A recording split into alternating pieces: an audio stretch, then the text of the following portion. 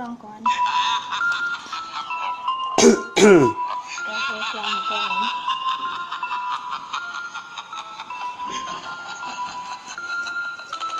เจ้า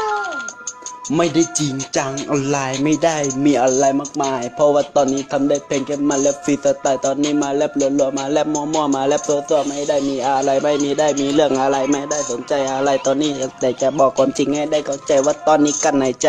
ว่าตอนนี้กั้นหายใจไม่ได้สนใจอะไรไม่รู้จะแรปเรื่องอะไรไม่สนใจว่ามันจะเป็นยังไงก็ทำได้เพลงแค่ชิวเลยไปตอนนี้ก็ยังไม่รู้อะไรรอบนี้มาโหดไม่ได้มาโกรธไม่ได้สนใจว่าจะแรปอะไรตอนนี้แรปสดไม่ได้แรปจดตอนนี้มาคิวเพราะว่าชิวกูไม่สนใจว่าพวกมึงนั้นจะคิดยังไงเพราะว่าที่กูแรปไปกูไม่ได้สนใจว่ามันจะดังหรือไม่ดังกูแค่อยากที่จะทำมันไม่ได้สนใจว่าจะเป็นยังไงเพราะว่าตอนนี้ไม่ได้เป็นแค่คนทั่วไปแต่ว่าเป็นคนที่ชิวนั่นไงไม่ได้สนใจอะไรทำได้เพียงให้น้องน้อยได้รับต่อไปจะได้รู้ว่าความจริงแล้วมันจะเป็นยังไงเจ้าวงก็เป็นใจแค่คนทั่วไปทั้งกันและไม่เคยที่จะมาสนใจอะไรเพราะว่าตอนนี้แรปเดือดนั่งไง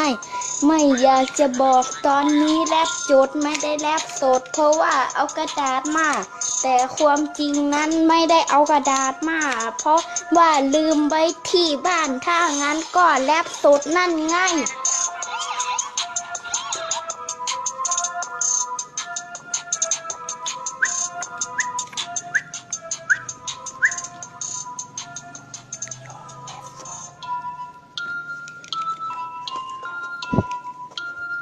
Yo, let's go!